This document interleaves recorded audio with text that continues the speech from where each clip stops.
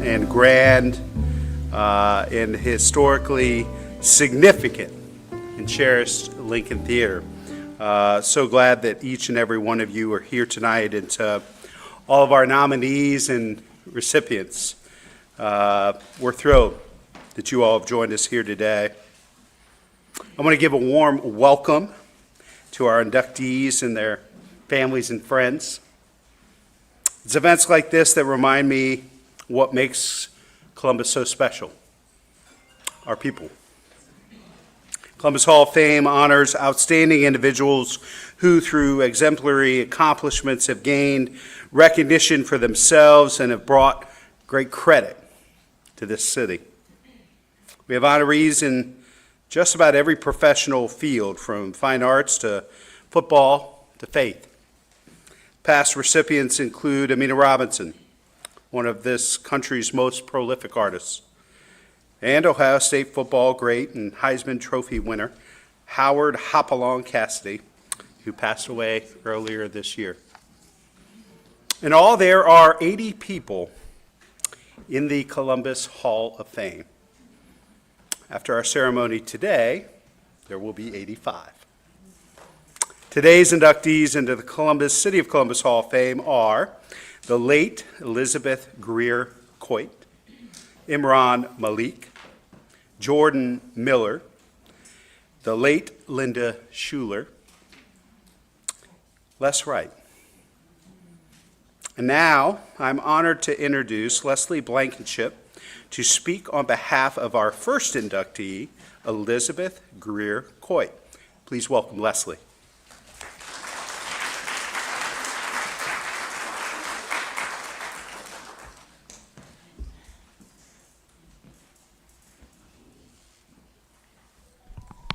Can you all, oh yes, you can hear me. Thank you so much. I am so happy to be here tonight. I want to especially thank Mayor Ginther for this honor for Elizabeth. I understand that you were the one that did all the heavy lifting to get her here tonight, and I really appreciate it. Thank you so much.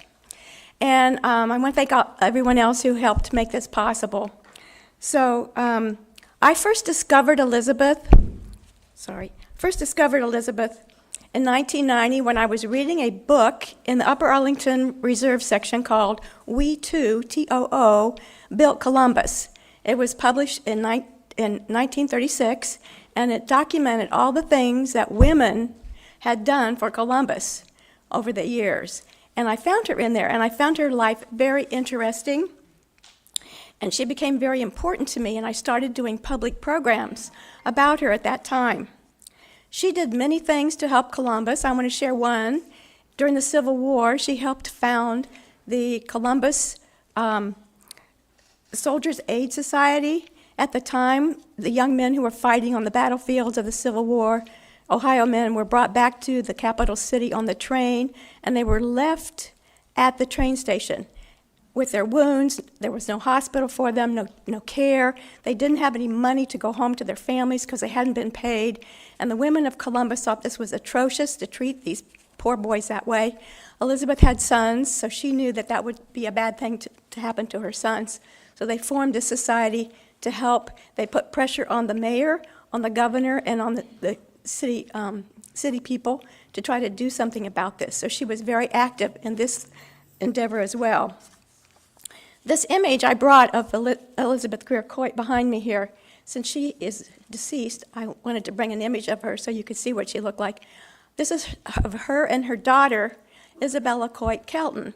This was probably taken in the 1880s, given the clothing that they wore. I'm thinking it might have been taken after so both Elizabeth and her daughter each lost their first baby.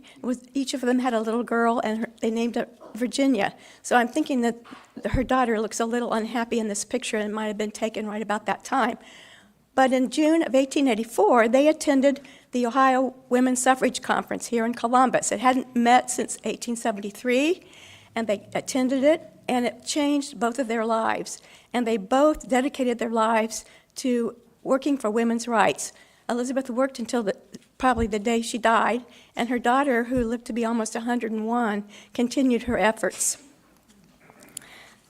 Elizabeth became treasurer of the Ohio Women's Suffrage Association. And for the next 16 years, she did that job until she died in 1901 at the age of 81. The week after the convention, she founded the Columbus Equal Rights Society in her home, and they met every month from that time on until her death, working for equal rights for women. By the way, she lived 2 blocks south of the State House at the corner of 3rd and Rich Street. Today, of course, it's a parking lot. So she was very significant. And I think the reason she called it the Equal Rights Association instead of the Equal Suffrage was because of a traumatic event that happened when she was 9 years old. Her father died, and she was from Worthington, and we have Kate Lalonde, Executive Director of the Worthington Historical Society here. She lived in Worthington. Her father died, left her mother with 7 children under the age of 21. And in those days, if your father died, you were an orphan because women could not run the family anymore. They were considered minors, sort of like children. They didn't have custody of their children. And so usually what would happen was a male guardian would be appointed for the children, and that particular guardian could farm them out. You were considered an adult at the age of 7. You could go out and work. You could be apprenticed. You could go to a farm. And so Elizabeth was afraid that the family was going to be split up and all of her siblings would be farmed out. But the good people of Worthington appreciated her mother, and they said Nancy Greer was a hardworking, resourceful woman, and she should be guardian of her own children, which was very unusual, and she did. So I think that's why Elizabeth wanted to form this organization for equal rights. And so Elizabeth, wherever you are, sadly, our Equal Rights Amendment has not happened. 139 years after you formed this organization, we are still without legal and constitutional protection, equality for ourselves. Things are moving along. We have had, since the Equal Rights Amendment was introduced in 1923 and passed Congress in 1972, 3 more states have ratified it. I believe it's Nevada in 2017, Illinois in 2018, and Virginia, finally the 38th state, in 2020. So right now, there's a constitutional debate whether we can go ahead and ratify it. And I'm hoping that that will happen, and I'm sure Elizabeth would be very happy if it did. So thank you very much for your attention.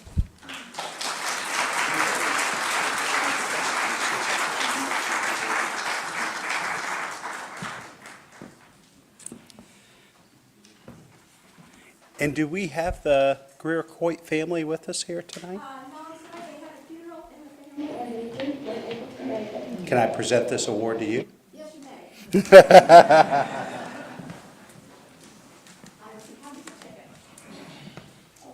I know it's in good hands. Yes, I'm going to give it to the Worthington Historical Society. Thank you, Mr. Thanks for telling the story.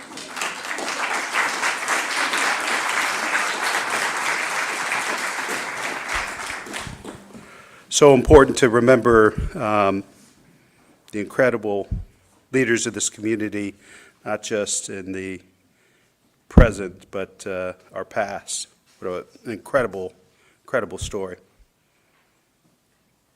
Our next inductee is Imran Malik, who has worked for the past 27 years to bring together people from all walks of life in positive ways.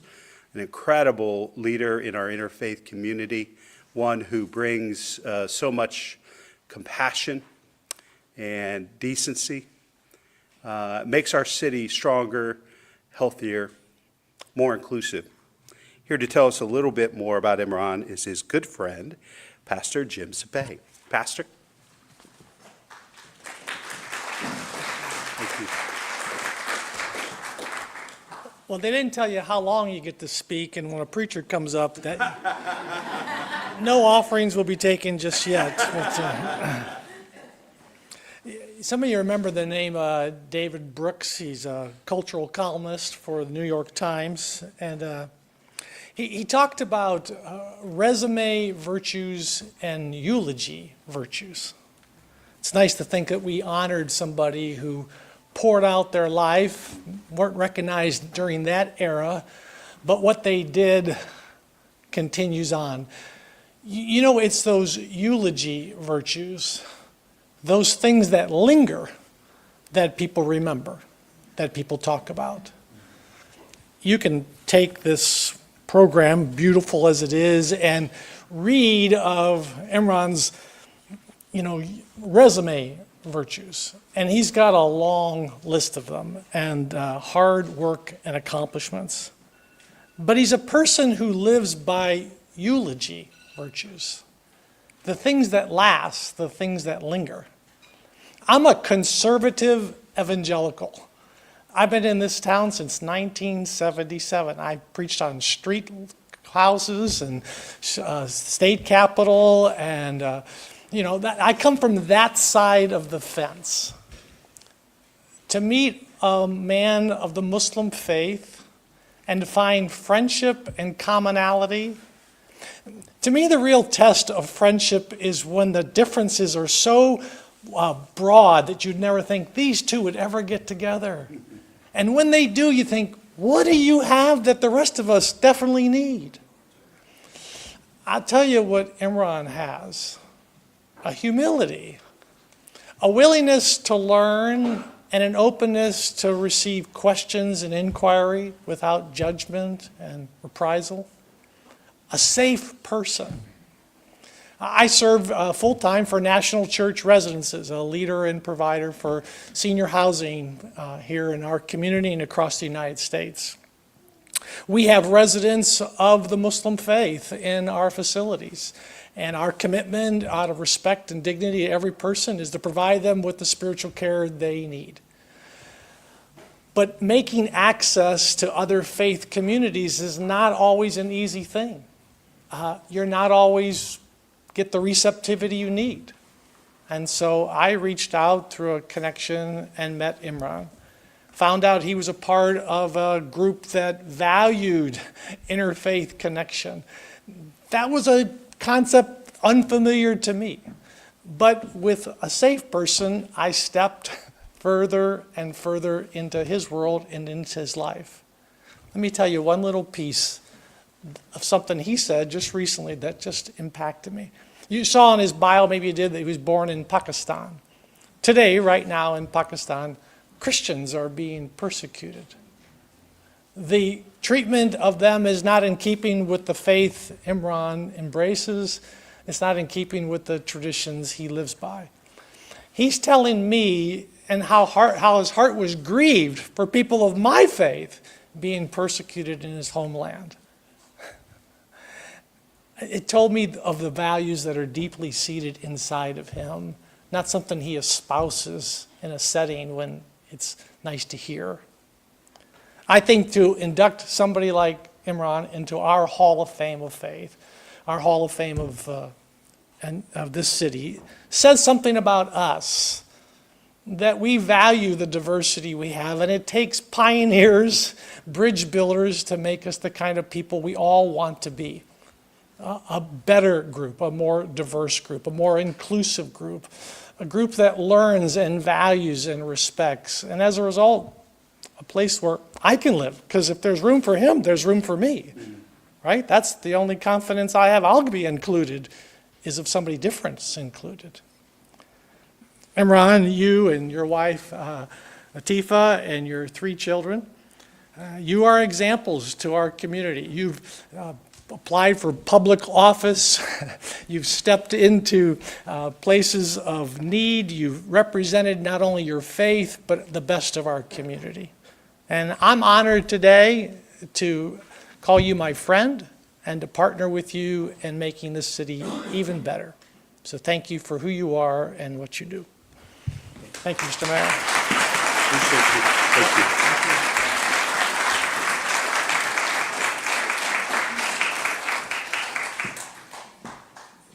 Congratulations. Appreciate you. Thanks for everything you do.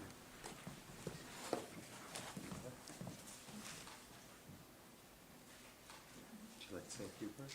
Yes. I'll hold that for you. Thank you.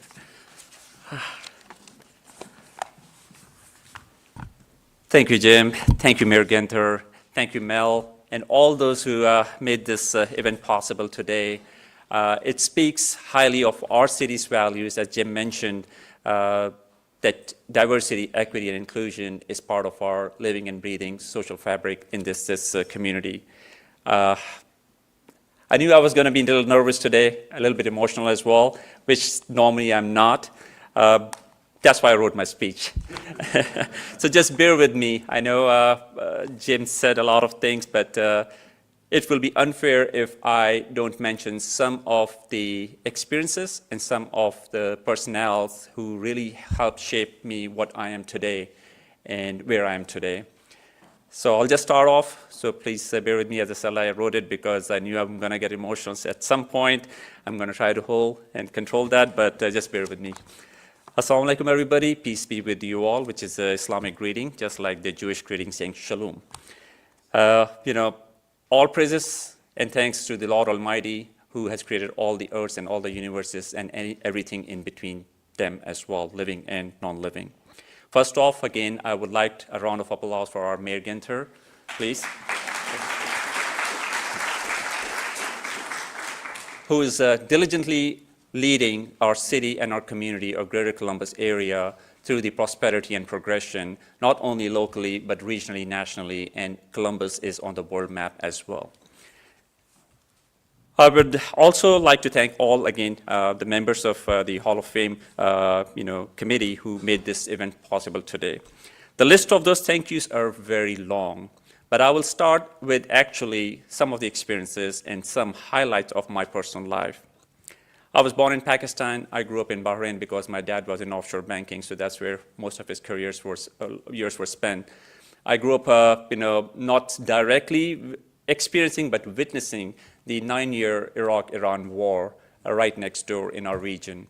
And after the 2 years of peace from 89 to 91, the first Desert Storm War actually happened in the vicinity of Bahrain, in a sense that the U.S. Marine base, Naval base, and Air Force base were based in Bahrain.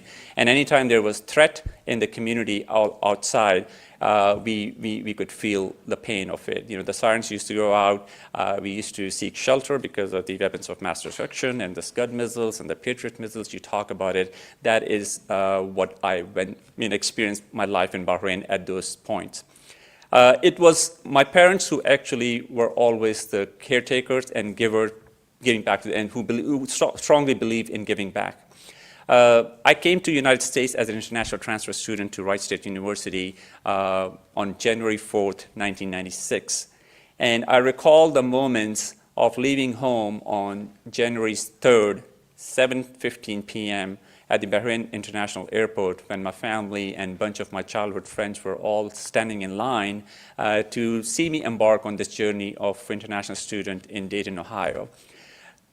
The groups of love and care was a lot out there, but it was not until the very last person that I was supposed to hug was my mother.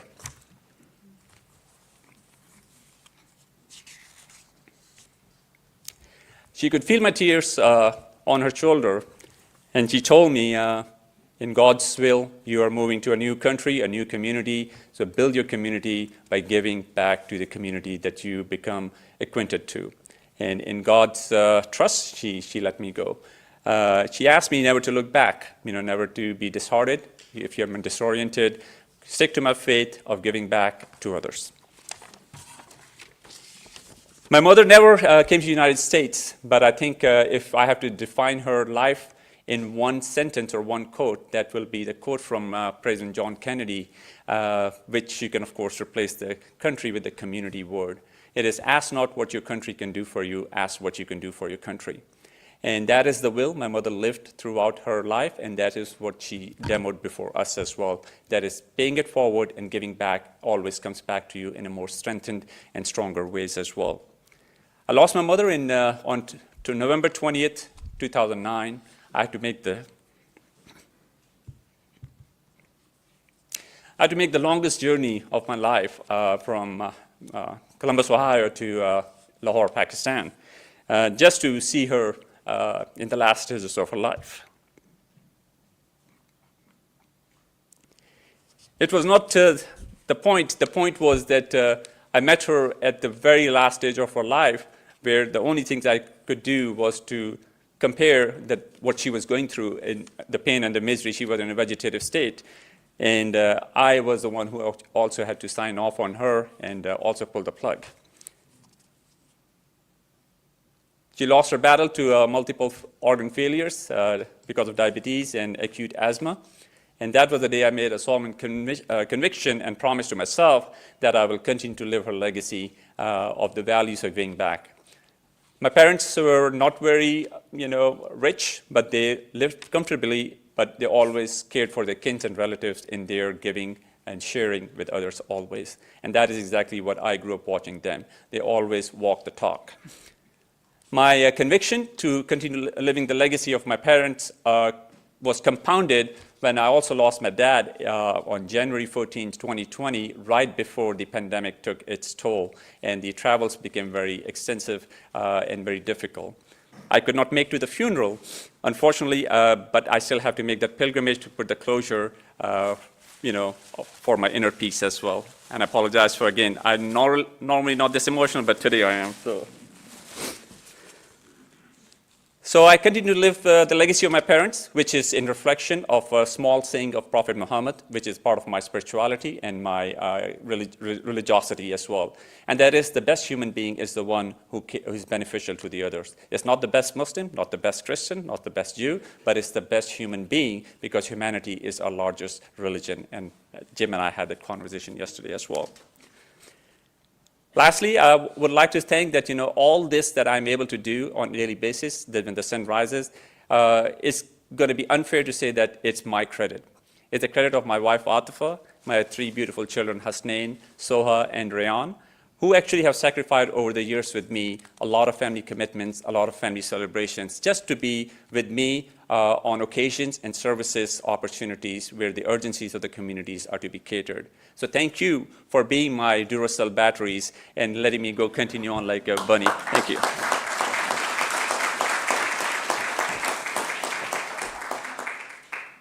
Lastly, I would also like to thank, the list is tremendously long, of all the teachers, the mentors, the leaders, the multicultural leaders, the multi-faith leaders, the interfaith partners, the interfaith association that I've been engaged with, and the faith community that I've worked with, both locally, regionally, nationally, and even globally. Those people and those leaders and mentors and teachers have taught me how to give back, and they have shaped my life what I'm today. So thank you to all those. This honor, this recognition belongs to each and every one of you. I want to leave you here with a one short, quote from a very famous person who is idolized by many of us, like in many ways in which he has given back to the community, and that's Muhammad Ali. And he says, service on this planet is service to others is the rent that we pay to others for being on this planet. With that, I am a Buckeye. I'm a baptized Buckeye. I wasn't born here. But my children are, natural Buckeye. And my commitment to state of Ohio and all the Ohioan fellow brothers and sisters is that my journey will continue on. And I would request you all to continue partnering, collaborating with people like myself and all those who are honored here today and those who will be honored in years to come. They are making a difference in our world. God bless you all, and God bless America.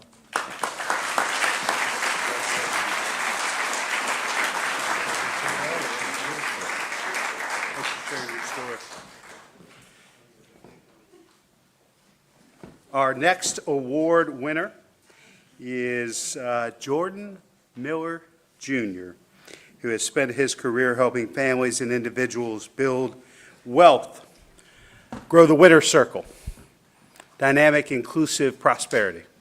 That's really been what's guided Jordan Miller's life and his service to this community. And we're going to have a dear friend and someone that has worked with Jordan throughout the years, Mark Corna, come up and share a few words. Mark?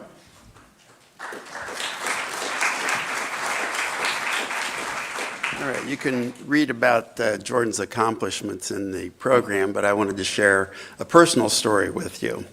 I'm honored to say that Jordan is a friend of mine. We were neighbors for a while. We're occasional golf partners. I was on his board at Fifth Third, and we have a very interesting coincidence. I knew that Jordan grew up in Columbus, so one day I asked him, where'd he go to high school? He told me Central. I told him that my father went to Central also. Then he asked me, well, where did your dad live? I said, on 2nd Avenue near St. Clair. He said, well, I live there. He says, ask your dad what his address was. So I called my dad.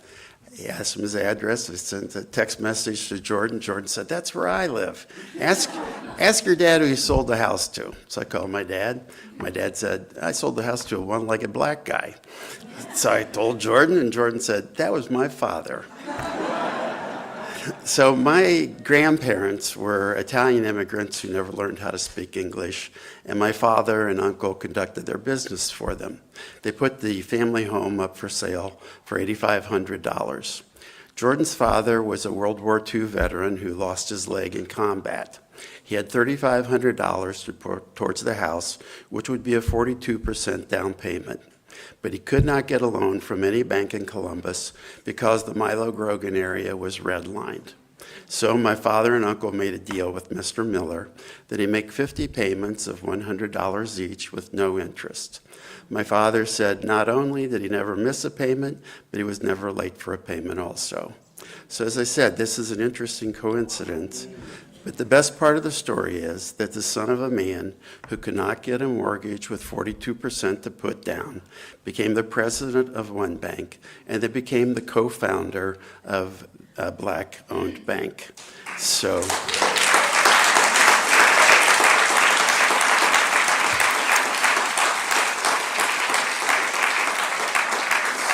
I am pleased and honored to introduce my friend Jordan Miller into the Columbus Hall of Fame.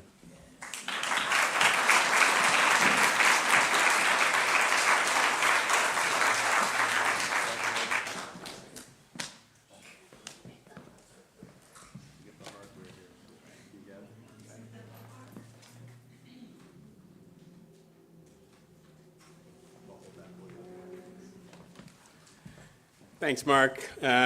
Every time you tell that story, it actually breaks me up a little bit, just because my dad was such a role model for me, and somebody that I admired and looked up to.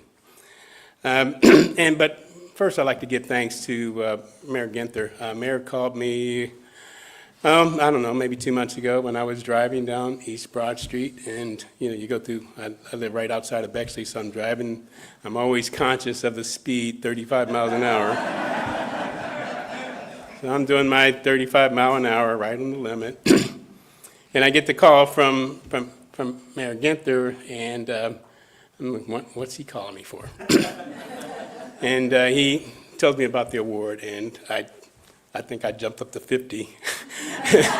And then I saw a cop, and I slowed down. But it was exciting for me to hear his voice and to hear that I had been inducted into the Columbus Hall of Fame. So I want to thank anybody else that was responsible for this award and pulling me in. This is, I looked at the past recipients, and it's a very extensive list of folks, and I'm honored to be among those that have been inducted, those 80 that are before me and the 5 today. And I just to celebrate. As I reflected on receiving this award, the first thing I thought about was our work at Adelphi Bank. So Adelphi Bank is a unique situation where I have a business partner that had an idea. He had an idea to start a bank. This was after George Floyd and in the events of that era, of that time. And he called and he said, hey, would you take a look at a business plan that I've been working on to start a bank? And, being a retired banker, sure, why not? COVID had hit. And the COVID was kind of keeping us down, so we were kind of locked in for the most part. We weren't doing very much. So I had just retired, and I was kind of enjoying retirement. I didn't think I was going to not do anything, but I certainly wasn't planning to work, 55, 60 hours a week. And then if you know my business partner, Kevin Boyce, that started the bank, he took off from his job, but I think I worked harder than he did. So every day, Kevin and I collaborated, and we ended up bringing in some very, very good talent. Our board of directors, some are here, awesome people, awesome members of our community. Larry James, I know is here, is going to be speaking later. Redid this theater. They've redone this community. They've been such pillars in this community. So we first started getting members of the board like that, people that we knew that could trust, that we could, that had the reputation, that had the ability to get the investors to rally around us and to pull this off, because it was not an easy lift. The second thing we did, we got an outstanding team of bankers that came and volunteered to work for us. And they came for the mission. They came because this was exciting for them. This was something new. This was something unique. Many of these folks probably would not have went to work for any bank, but they came to work for Adelphi because they knew why we were doing it. They knew the mission. They understood the time that we lived in and the good that we can do. So I'm really proud that they are here tonight and join me. I see some of them back there. I think some board members are here. If they would just quickly stand to be recognizing our employees.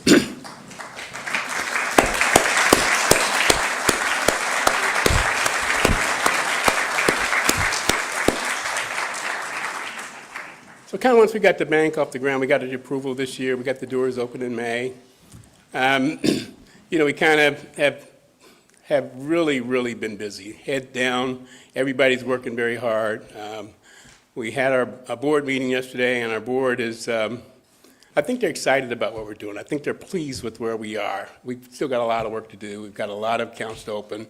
We've got a lot of families. We've got a lot of businesses that we need to touch and we need to help. And that's our mission. That's what we're going to do. The second group of folks is really my family. So my family's always been with me. Mark told the story that we grew up right across the bridge here, or right across St. Clair on 2nd Avenue in Milo, Grogan. And so my sister and my two sisters are here. Of course, the brothers, they never support anything. They're not here. But they probably got stuff to do. But Yolanda and Valerie have always supported me, and Sherman, Yolanda's husband, is here as well, and they've always been great supporters of mine. They've trusted me. They've encouraged me. They've been behind me. They know the lift that it took to open the bank's effort, and they know the story about my life. More importantly, they know the story about Ruby Miller and Jordan A. Miller Sr., my parents and their parents.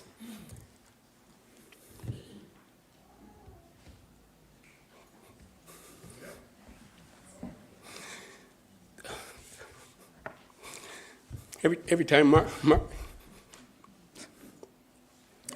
Mark tells that story, I get uncontrollable. I can't help it because I think of my dad, and I think of all he did for me and all he did for our family, and the fact that he was there every single day at night.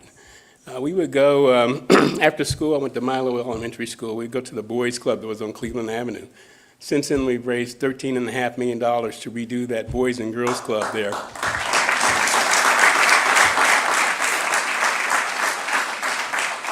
So that the kids that go there could have the same kind of life that me and my brothers had that grew up in the club. Girls weren't in the club back in those days. It was just a boys' club. If it was a Boys and Girls Club, I might have stayed a little longer. But ultimately,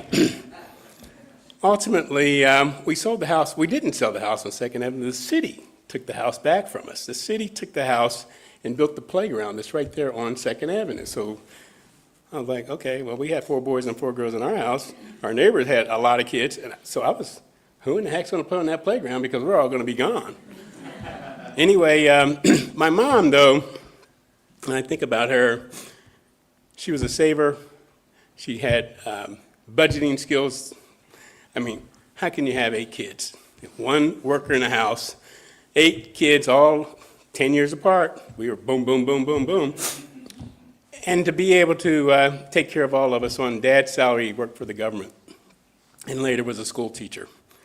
But she was a saver. That's where I learned all my saving and budgeting skills, and she taught me how to put money away and pay yourself first, and to, once it's in the bank, don't take it out of the bank. Don't break the piggy bank. But she was that person. My dad, on the other hand, was the more quiet, humble guy. He was a guy that was at the boys' club every night, helping kids make lamps for their moms. We made lamps out of bowling pins. We'd get these bowling pins, and we had a wooden lathe that he took over there. And we would make bowling pins, and we would do all kind of things, but Dad was also a carpenter. He helped everybody in the neighborhood. Every Saturday, I was waking up, 5 or 6 o'clock in the morning, and I was always with him. We were always working on a project. We were always doing something. So I learned a lot of discipline. I learned a lot about work ethic. I learned a lot about treating people with dignity and respect. And so that was my mom and dad. And I owe a lot to them, and I hope that they're looking down on me today as they looked down onto me when I was 4 or 5, 6, 12, 13 years old, always in trouble, always getting to school called on me. My mom would come down and she would say, "You give him a spanking, and then I'm going to give you one when he gets up." I knew I was going to be in trouble, but I am so extremely excited to get this award and to share it with my team members at Adelphi Bank and with my family and all my friends that are here today. So thank you very much.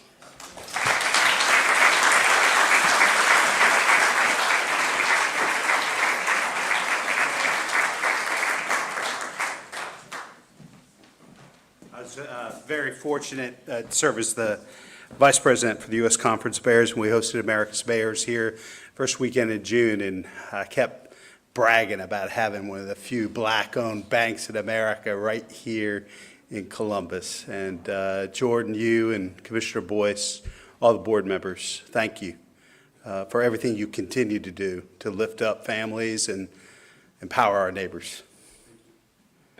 Our next inductee is the late Linda Schuler, who lived her life in service to others. I'm honored to introduce Linda's wife, Carla Rothen, who would tell us a little bit about her life, some stories, and her service to this community. Please welcome Carla.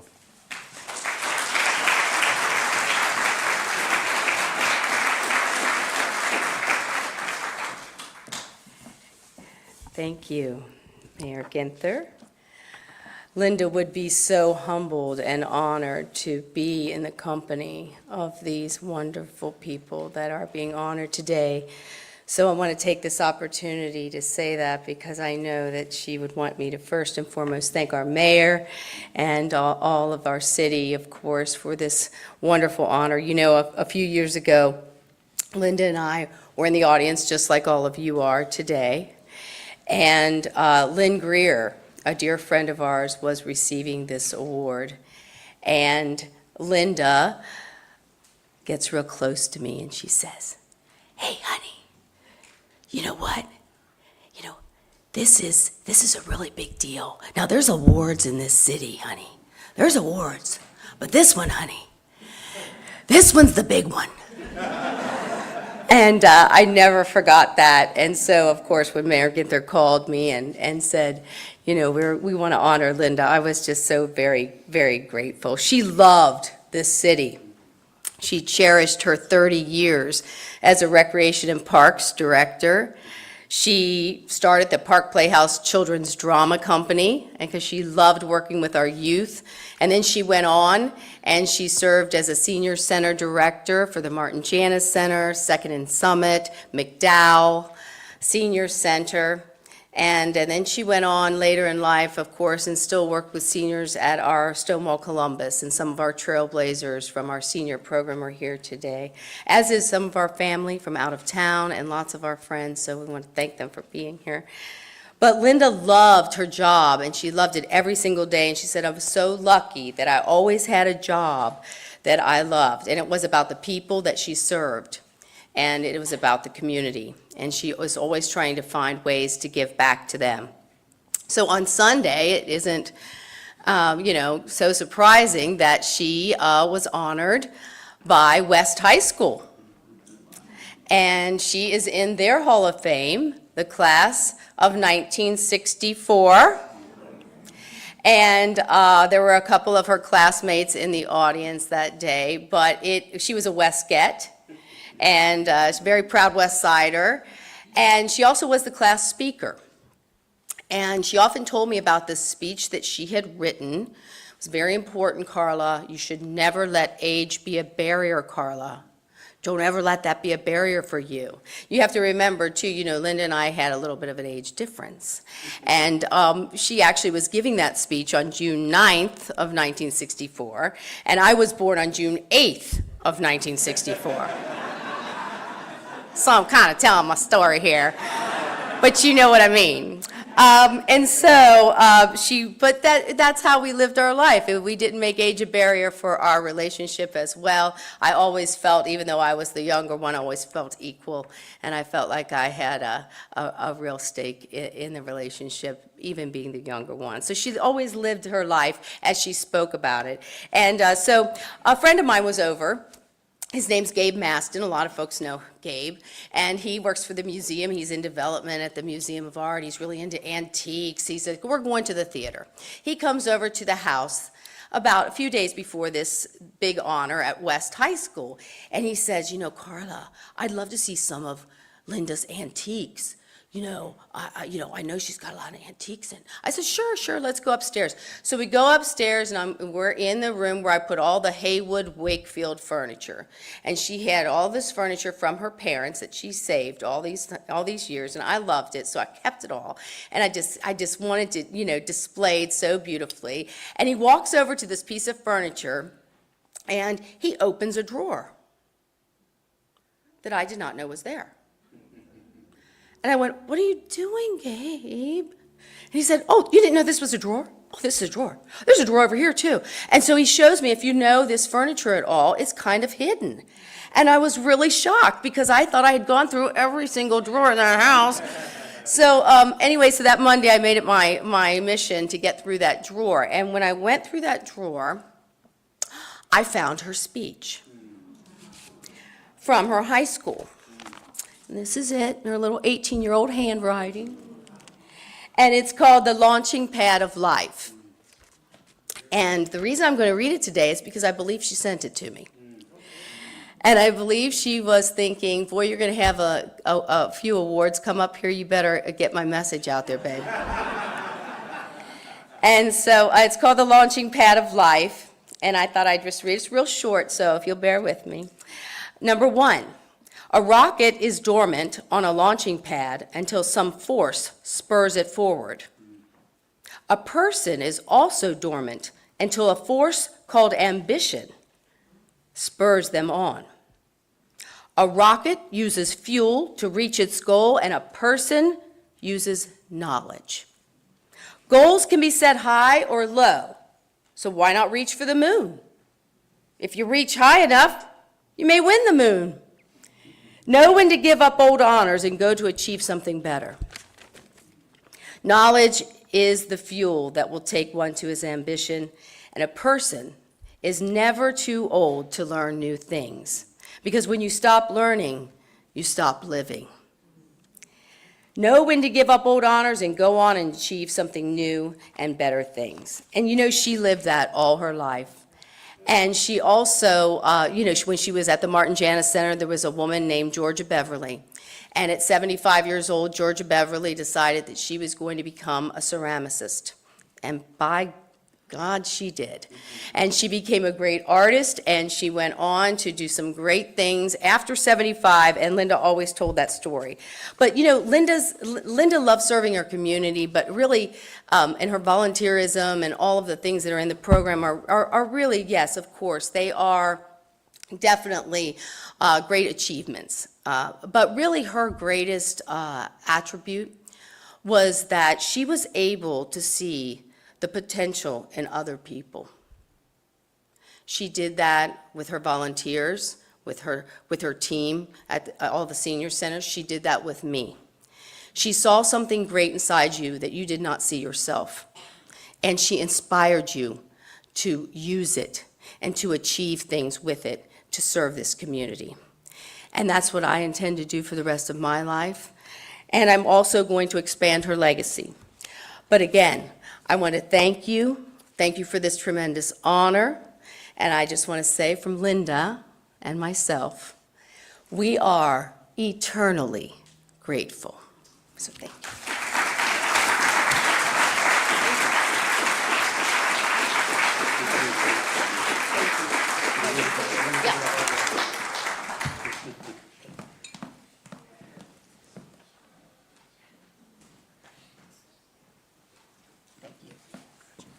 Thank you so much. Appreciate it. Don't forget that poem. Oh, that's one of another special drawer. Our last but certainly not least inductee is the incomparable Les Wright. Les was nominated by my good friend, Reverend Dr. Victor M. Davis of Trinity Baptist Church. And a lot of people don't know this. Les gave me my first job out of college, working for Strategies Against Violence Everywhere. We used to do the SAVE Awards, where we'd celebrate middle schoolers who were doing peer mediation and conflict resolution in schools throughout the city. Les took a chance on me, and she has always stood and delivered for the people of this community. And it is a great pleasure to have two other great leaders in our community, the dynamic duo of Donna and Larry James, who will now say a few words about Les.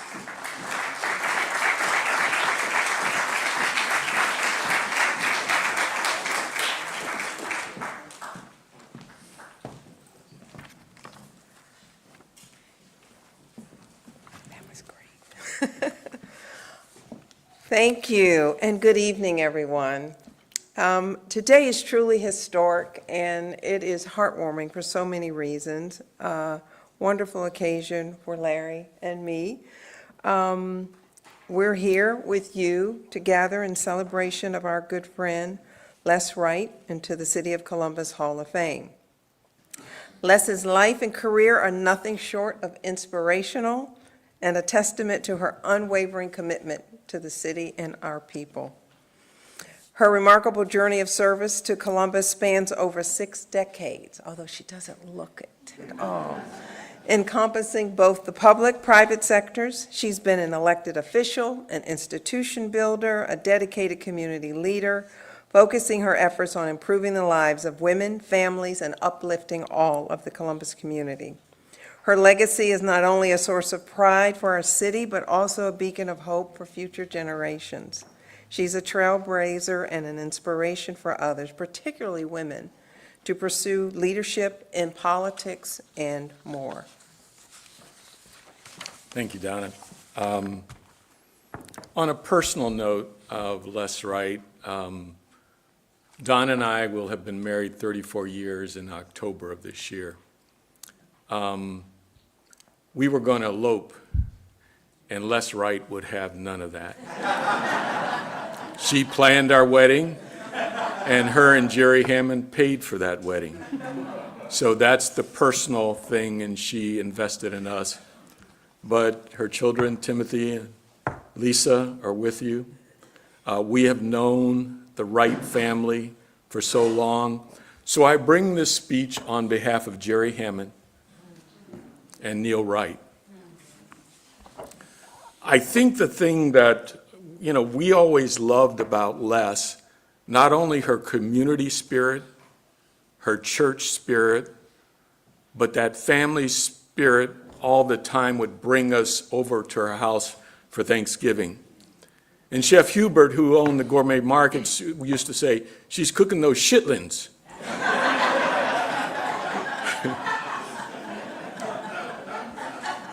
But, That was his accent, Yeah, right? that was his accent. And Les, with her food and her commitment of bringing people together, and this is long before she ever thought about being in politics, having worked for Jerry Hammond at Columbus and Southern.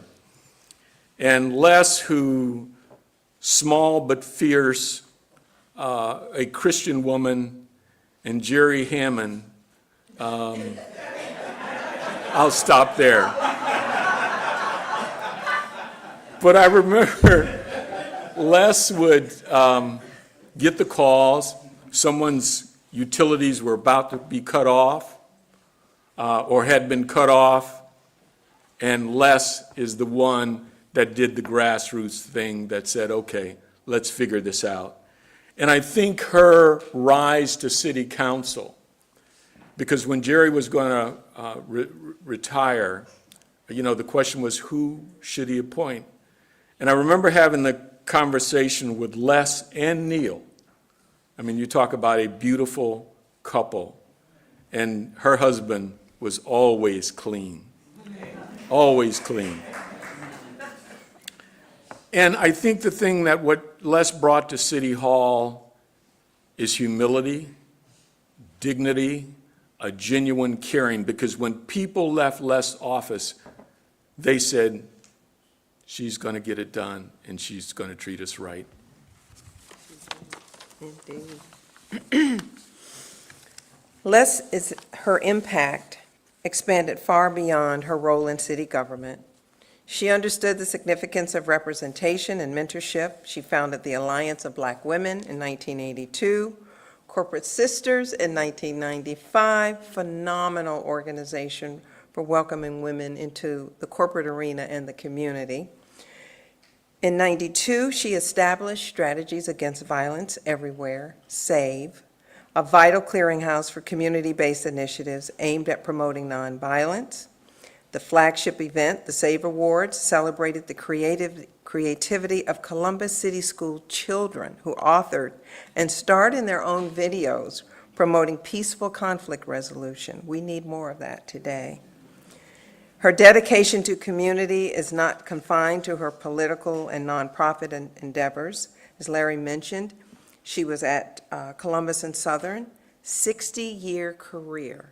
And I think she was the first Black executive there at Columbus and Southern, now American Electric Power. And she also served on many nonprofit boards, and even into retirement, which maybe she is retired, I don't know, I think she's still kind of busy.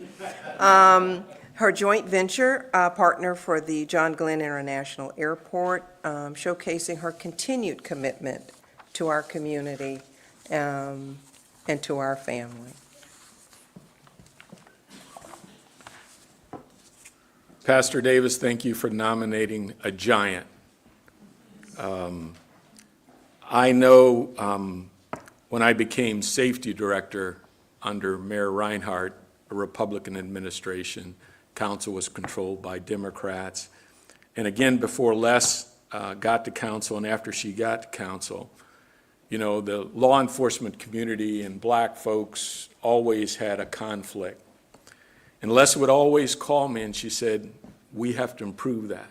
And she said, whatever you do, do not pick sides, bring sides together. And those were the things, Les, that I treasured.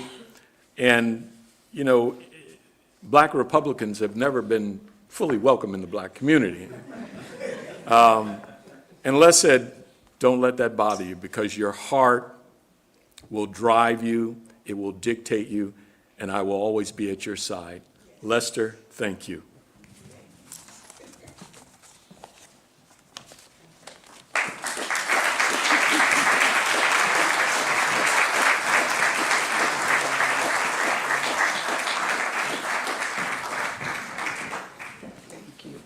Congratulations. Thank you. This is wonderful. Yeah. Hello, everybody. I tell you, I'm the last person on this, at this place right now. I'm almost just, it's, when you hear people say things about you that you don't really feel that it's true. But I look out in the audience, and there are a lot of people here that I know, and they have been just wonderful. Jordan and I went to the same church. I taught 30 years of Sunday school. Your nieces and nephews and your sisters and, would come down. So I am just overjoyed. First of all, my son and his wonderful wife are here from Houston, Texas, just to be here. Stand up. Yeah. And they are because of, I had a really wonderful husband that's not here, but he will always be here for Cornelius Wright Jr. and Elise Wright Barnes. Elise is my daughter. I live with her now. We work together, and she feeds me. But the main thing about her is she's a very friendly person. She works hard, and every morning, "Mom, are you all right?" I said, "Yeah, I'm fine. I'm fine." But I am so thankful for Reverend Davis. We both went, we were at Trinity Baptist Church. And I have to say that E.A. Parham helped us, right? We had a dinner once and we talked about how wonderful he was. So it's not totally about me. It's how God speaks to me every morning, every evening. I am going to say this and then I will sit down. I am staying with Valerie McDaniel. Where is Valerie? Can you stand, Val? Please.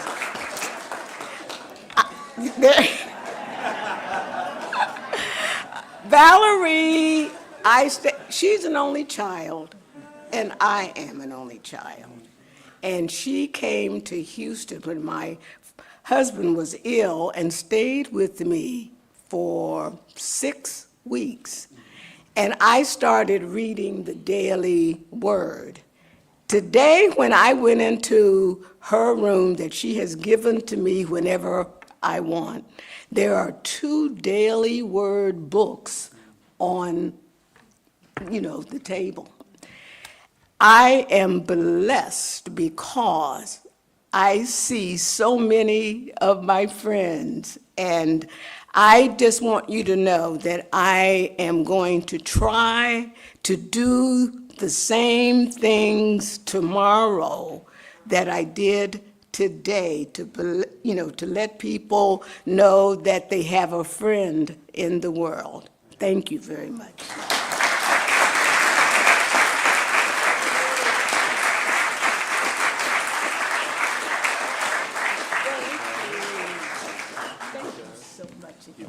This way, just a little. Oh, okay.